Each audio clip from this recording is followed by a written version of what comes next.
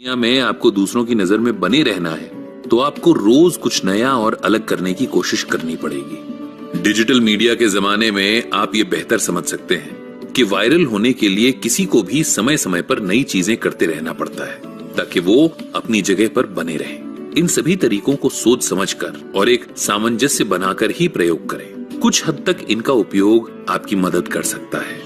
इस भाग में आपने जो कुछ भी सुना उसे अपने जीवन में अपनाएं और अपने अनुभव हमारे साथ जरूर बांटें। बाकी अगले भाग में कुछ और नए गुणों को सुनने के लिए बने रहें हमारे साथ। इस किताब में बात की गई है उस सोच के बारे में जो हमारे स्वभाव को बनाती या बिगाड़ती है।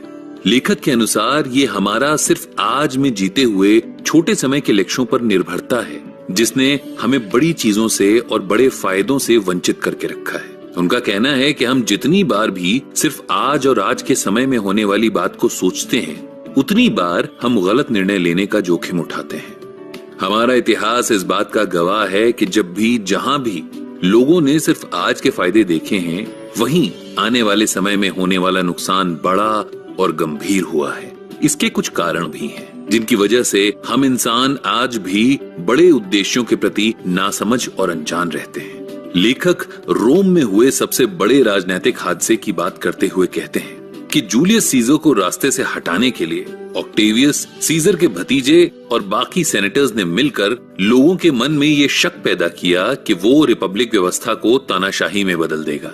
लोग भी इस बात को बिना सोचे विचारे मान गए और सीजर को बीच सेनेट मौत के घाट उतार दिया गया। कुछ समय बाद जब ऑक्टेवियस ने राजगद्दी संभाली तब उसने खुद तानाशाही का राज्य स्थापित कर दिया। तब वहां की जनता अपने साथ हुए धोखे को समझ पाई और साथ में ये भी पता चला कि सीजर कभी भी रिपब्लिक व्यवस्था के खिलाफ नहीं था। इस सब में जो नुकसान हुआ वो समझना आसान है, लेकिन इस तरह के बिना सोच विचार के किए हुए फैसले व्यक्ति की कभी भी मदद नहीं करते। अगर रोम के लोगों ने कुछ समय के लिए सभी बातों और हालातों को देखा और समझा होता और बाकियों की बातों पर आंख बंद करके विश्वास ना किया होता तो शायद वो दिन नहीं आता। इससे बचने के लिए लेखक ने बताया है कि हम सभी बातों को सिर्फ एक ही नजरिए से देखते हैं। जैसे रिपब्लिक स्थापित रखने के लिए सीजर को मारना और उसके बाद ऑक्टेवियस का राजगद्दी संभालना, और लोगों के हिसाब से ये एक उपाय था जो वर्तमान में सब कुछ ठीक कर सकता था। पर जो हम भूल जाते हैं वो ये कि एक काम से दूसरा और दूसरे से तीसरा सब एक चेन में जुड़े हुए हैं। एक में भी हलचल किसी भी सिस्टम के संतुलन को बिगाड़ने के लिए काफी है। आज की बात कल पर जरूर असर डालेगी क्योंकि सिर्फ हम ही नहीं बल्कि हमारे आसपास हर कोई एक अलग जटिल बुद्धि और सोच के साथ रहता है। एक और वजह है जिसको सुनकर हम सोचने पर मजबूर हो जाएंगे कि क्या जिस जंग को हम लड़ रहे हैं वो उस काबिल है भी या नहीं। लेखक कहते हैं कि हम रोज अपनी अलग लड़ाई लड़ते हैं जिस वजह से अपने बड़े और असल लक्ष्य से हम एक कदम और दूर हो जाते हैं। इन सब समस्याओं के पीछे अपनी ऊर्जा बर्बाद करना सच में व्यर्थ है। अगर आप अपने परिवार में किसी सदस्य से लड़ रहे हैं तो एक बार रुककर ये जरूर सोचें कि क्या आपकी बातचीत सही में किसी निष्कर्ष की ओर जा भी रही है या सिर्फ बात बिगड़ती जा रही है। एक बार जब आप अपने आप से ये सवाल कर लेते हैं तब आपके अंदर उस लड़ाई का हिस्सा बनने की इच्छा खत्म हो जाती है और आप अपने उद्देश्य को एक बार फिर से बेहतर देख और समझ पाते हैं। अगला कारण है वो जिसमें हम पल पल की खबर लेने में इतने व्यस्त हो जाते हैं कि आज में ही रह जाते हैं और उलझ जाते हैं। कल की न फिक्र होती है, न याद रहती है और न उसकी आवश्यकता महसूस होती है। लेखक अब्राहम लिंकन के बारे में बताते हुए कहते हैं कि एक इतने बड़े देश की जिम्मेदारी उठाना आसान नहीं था, लेकिन एक लीडर होने के नाते उन्होंने आज की जानकारी में नहीं बल्कि कल होने वाले फायदे और नुकसान को भी सही सोचने और समझने में अपना समय बिताया।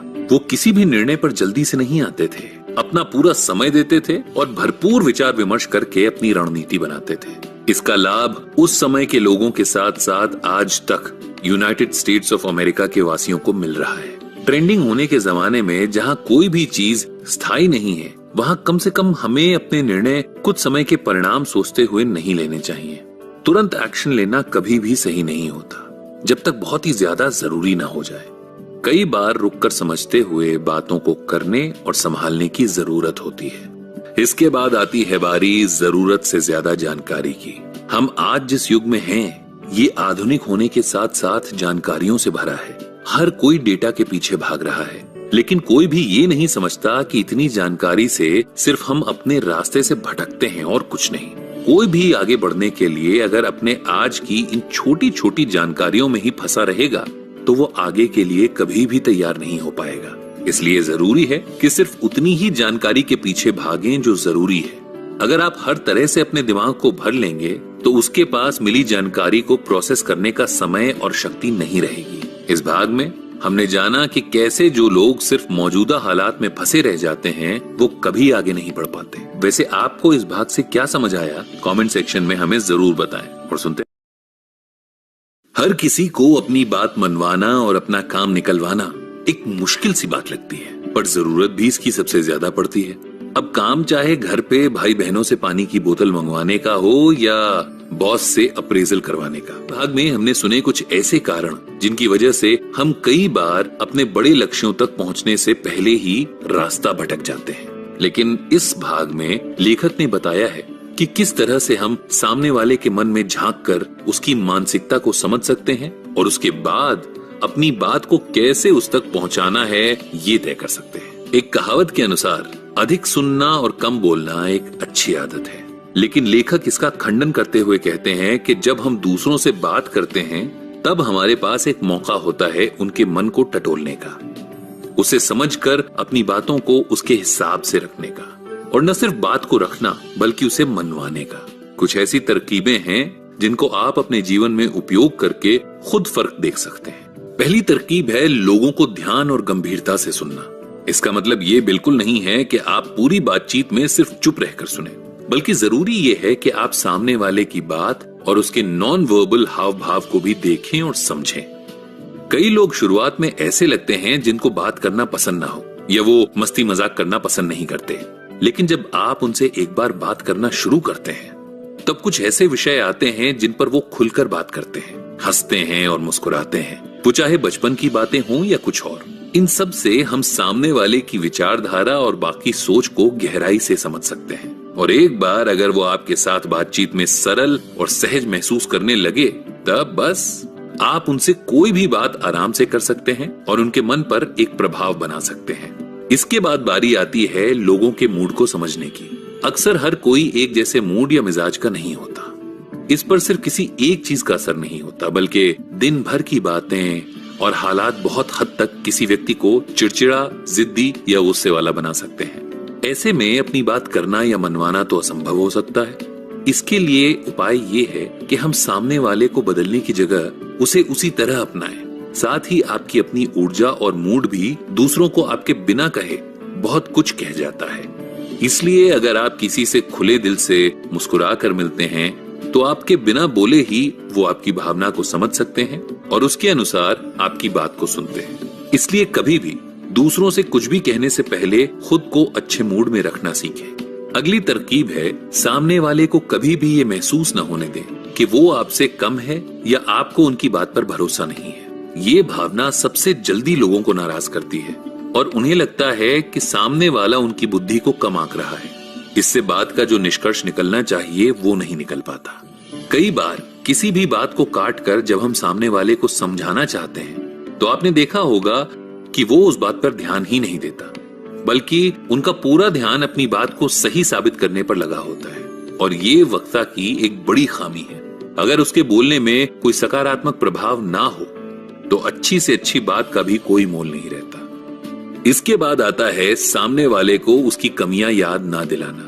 अक्सर हम बात मनवाने के लिए लोगों की तारीफ करने लगते हैं। हाँ, इसे आप चमचागिरी करना भी कह सकते हैं, लेकिन जैसा कि आप जानते हैं कि ये चमचागिरी करने वाला समय रहा नहीं। आज इंसान इतना समझदार है कि वो तारीफ और चमचागिरी का अंतर आसानी से पहचान सके। इसलिए कभी भी अपनी बात मनवाने और समझाने के लिए किसी की यूं ही तारीफ नहीं करनी चाहिए। अगर किसी को उसकी प्रशंसा में कुछ कहना हो तो या तो वो बात कहें जो सच हो, और अगर वो मानने में थोड़ी सी मुश्किल हो तो उनके काम या गुणों की तारीफ ना करें, उनकी मेहनत और कोशिश को सराहें। इससे आपकी बात कहीं भी परिणाम से जुड़ी हुई नहीं लगेगी, क्योंकि कई बार परिणाम से जुड़ी बातें सकारात्मक प्रभाव की जगह बात को नकारात्मक बना देती हैं। और जैसे व्यक्ति अपनी तारीफ नहीं सुन पाता, वैसे ही उसे अपनी बुराई और कमियां भी